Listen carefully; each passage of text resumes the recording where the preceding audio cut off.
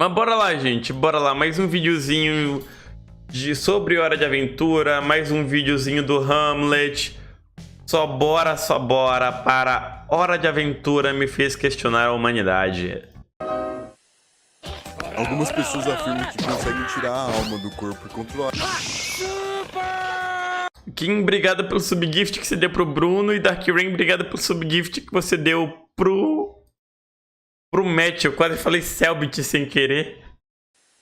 Mano, o Matt sempre ganha sub. Algumas pessoas afirmam que conseguem tirar a alma do corpo e controlar ela enquanto elas estão dormindo. Mas será que isso é verdade? Eu planejo responder essa questão até o final desse vídeo, mas a gente vai explorar essas questões da alma com o episódio de Hora de Aventura chamado Plano Astral. A gente vai ver desde os princípios dos conceitos da alma até a atualidade e o misticismo. Eu não sou uma pessoa muito mística ou que acredita muito nessas coisas, mas sou uma pessoa bem mente aberta e pronta para aprender mais sobre esses assuntos. Então vamos conhecer um pouco mais sobre a metafísica da alma. O episódio começa com um Finn fazendo alguns questionamentos bem interessantes sobre as pessoas terem animais de estimação, porque segundo ele os animais devem nos amar por darmos comida e carinho pra eles. Será que a comida e o carinho são as únicas coisas necessárias pra isso acontecer? Será que são esses os elementos principais pra alguém te amar? Ou será que é um absurdo alguém te amar porque você dá apenas carinho e comida? Bom, eu não sei, me diz você. O Finn logo observa no céu. Eu tenho que pensar um pouco sobre ele isso. Fica muito encantado por aquilo, até que o Jake acha que ele tá brisando muito e manda ele dormir. Essa cena aqui do Jake apagando a fogueira é muito besta, porque ela me fez pensar sobre as perspectivas das coisas. Pra quem é pequenino, aquela fogueira representa uma grande ameaça. Mas a partir do momento em que o Jake deixou a mão dele maior, a fogueira se transformou em um fósforo. Foi uma sacada muito boa pra uma cena tão simples. A gente continua assistindo e logo vemos que aquilo no céu era na verdade um cometa. E é desse momento em diante que o Finn sai do corpo dele, como se fosse uma espécie de alma, fazendo uma projeção astral, onde ele projeta o corpo dele para um mundo além da matéria. Existem vários conceitos de alma pelo mundo, um deles é que a alma é uma espécie de corpo que pertence a outro plano, e ela é tão leve que flutua no mundo material, ou como diria Platão, um mundo sensível. Inclusive, a ideia de alma foi criada por Platão há muito tempo atrás. Foi quando ele disse que na verdade Disso eu não sabia. De dois mundos. Um, a gente já conhece muito bem, o mundo material, e o outro, o que a gente não conhece tão bem, o mundo inteligível, ou o mundo das ideias. E foi nesse momento da história da humanidade em que o termo alma ganhou esse significado de ser separado do corpo humano. Porque antes, a alma era na verdade algo que dava vida aos seres, mas que não era separado deles. É como se a alma fosse considerada a força da natureza, que assim como os outros 4 elementos principais, fornece a vida necessária para as coisas se unirem. Mas por conta de Platão, criou-se essa divisão que difundiu a alma do corpo, criando o que a gente pode chamar de espírito. Bom, eu só sei que Platão influenciou muita coisa depois disso, tipo, muita coisa mesmo. Acho que ele não tem ideia do estrago que fez. Valeu, Ikora, boa noite. Claro. O episódio continua e o espírito do Finn é meio que sugado pra alguns lugares, tipo pra essa casa, onde tem esse maluco estranho. Você tá me vendo? Sim, vendo.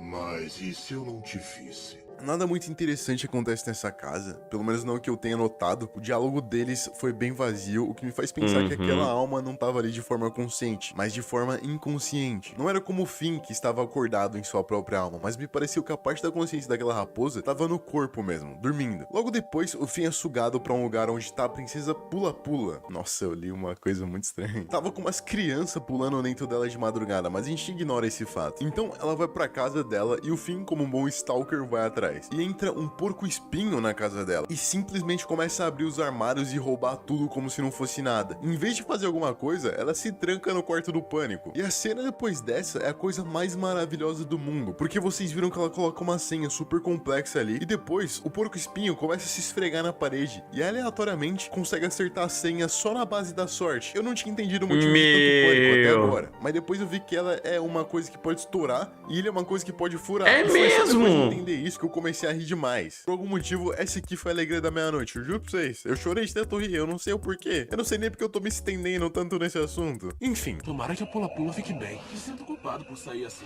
Talvez eles tenham se resolvido. Eles podem ter coisas em comum.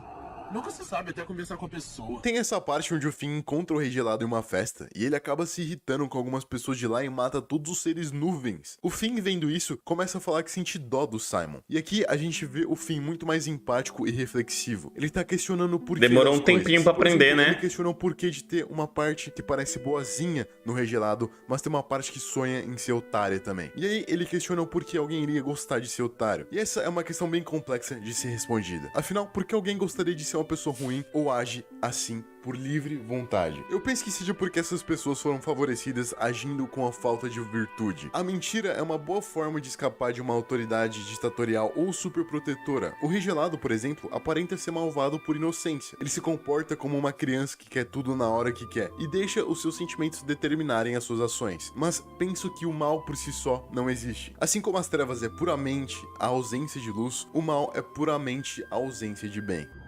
Será que ser solitário te dá mais matéria-prima pra compor músicas? É daí que vem a criatividade? Da tristeza? Eu acho que sim. Acho que uma das fontes da criatividade pode ser sim a tristeza, porque é com base nela que você se esforça pra sair dela e acaba. Mano. Chat, eu só lembrei daquele K-pop que a gente fez react ontem. O Down, completamente depressivo, lançando música nova, triste pra caramba, porque há poucos meses ele terminou o namoro dele de anos, tá ligado?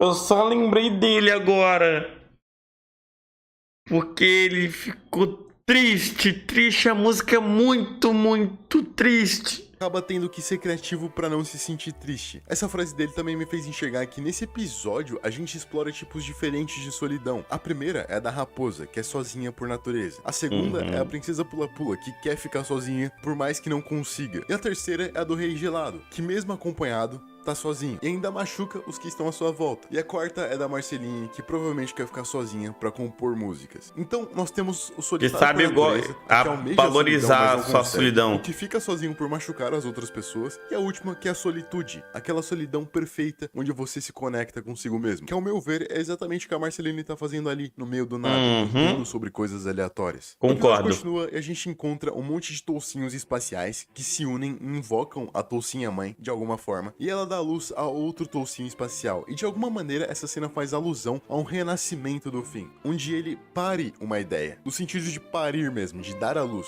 E eu realmente acho que essa é uma referência bem óbvia ao filósofo Sócrates, porque o que foi feito aqui nesse momento do episódio foi justamente um método socrático de responder às coisas, a maiêutica. A maiêutica é nada mais do que a ideia de Sócrates de que as pessoas conseguem parir a verdade, pois ela já tá dentro de nós naturalmente. Então Sócrates não acreditava que a verdade era relativa, ele acreditava que existia uma verdade só, e ele paria essa verdade nas pessoas através de muitas perguntas. Foi como o Finn fez aqui. Ele começou a se questionar do que era criatividade e essa definição era a força motriz da arte. Então, por meio dessas perguntas simples, ele conseguiu parir a verdade, e é a de que o nascimento é a melhor definição de criatividade no universo, ou seja, a própria maiêutica. A arte de dar à luz às verdades é criativa. Mais pra frente, a gente tem um Finn chegando em Marte, e lá eles estão tentando destruir o cometa com mísseis. E esse ser, que tem um nome muito grande, então só vou chamar de Glob, explica o que é aquele cometa, dizendo que aquele é o cometa catalisador, que a cada 1000 anos atinge a Terra e traz consigo um agente de mudança. E isso me lembra algo que Nietzsche escreveu, que foi mais ou menos assim: o terremoto que funda muitas fontes e cria muita sede, eleva também à luz forças interiores e secretas. O tremor da Terra revela mananciais. Do cataclismo dos povos antigos surgem mananciais novos. Me parece até que Hora de Aventura se inspirou nessa frase do Nietzsche para criar essa ideia de cataclismo, porque é exatamente o que ele diz, falando que é com a destruição dos povos antigos que surgem os novos. No final rola um momento mais reflexivo do episódio. Se nascer é o maior ato da criação,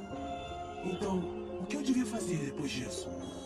Tudo que vem depois não é meio que uma decepção, se desgastando lentamente até esvaziarmos e virarmos uma pilha de gosma. Ué, mas não é suficiente ter criado algo incrível, não é?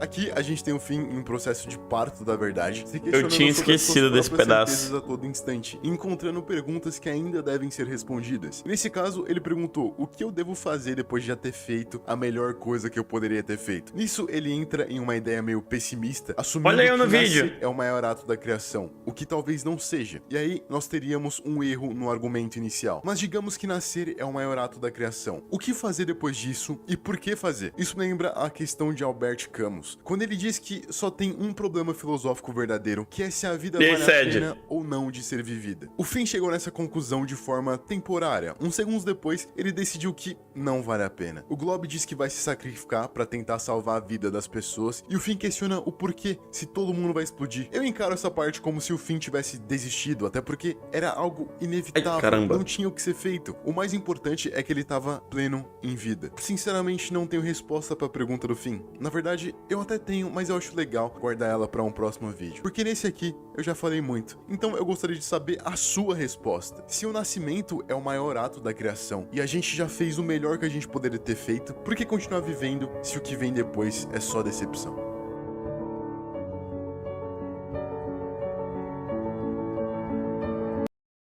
Eu tenho uma teoria, eu tenho uma resposta teórica.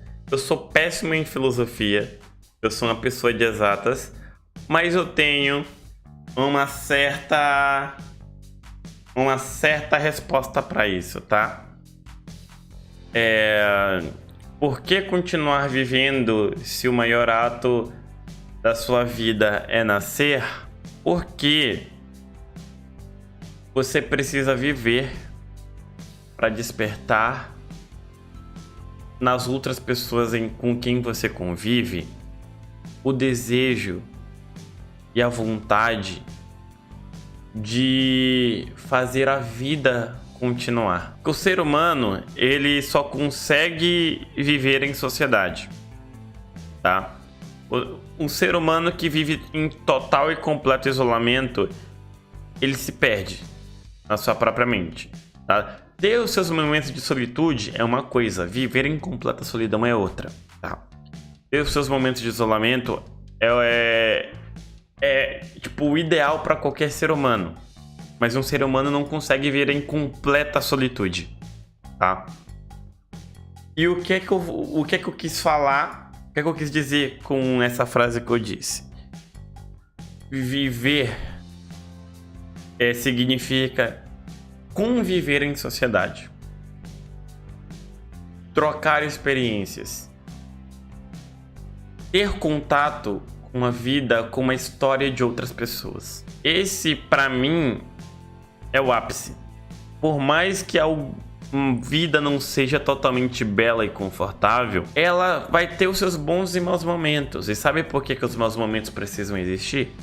Para você poder valorizar os bons momentos, tá? Se tudo na vida for sem problemas, a vida não tem graça. E é justamente o convívio social, a troca de experiências, o diálogo, a vida em sociedade que desperta o sentimento do ser humano ter relações. E não estou falando amorosas, tá, gente? Relações afetivas. Que uma hora ou outra, com uma pessoa ou outra, vai passar dessa relação de afetividade para algo romântico, tá? E o que geralmente... Ô, Andrezinho, obrigado pelo resub. E o que surgem geralmente de relacionamentos amorosos? A vida. Tem filhos, netos, tá ligado? Então, o maior ato da vida de um ser humano não é nascer, mas sim se relacionar com outras pessoas, interagir com outras pessoas, para que a própria sociedade tenha a paixão, a vontade de fazer novas vidas nascerem e continuar o ciclo. Eu acho que eu viajei demais. Ou vocês acham que a minha reflexão tem um ponto? Eu tô agora curioso pra saber o que vocês têm. Cara, eu não sou bom de filosofia, mano. Eu sou de exatas. Quando eu preciso pensar assim, a minha mente buga um pouco, então eu tô na dúvida. Minha reflexão tem sentido? Não! Ju, eu só não concordo em querer incentivar os outros a procriar, porque não é todo mundo que é bom nisso. Eu sei disso. mas aí a culpa é da sociedade também, tá ligado? O que eu tô falando, o meu ponto é falar que, tipo, é uma necessidade natural e é a sequência natural do ser humano, da vida no geral, tá? Não só humanos, tá? Amais cachorros, gatos, patos, tá ligado? A vida, ela precisa ter esse incentivo, precisa ter a relação com outros seres da sua mesma espécie para que a vida possa continuar. Então, por isso que eu quis falar que, para mim, o maior ato de um ser humano, a melhor coisa que um ser humano pode fazer, não é necessariamente nascer. É conviver em sociedade para fazer com que a sociedade tenha motivação o suficiente, tenha o desejo de fazer com que a vida se perpetue. Enfim, você no YouTube, foi mal essa viagem maluca. Até o próximo vídeo. Fui. Tchau, tchau.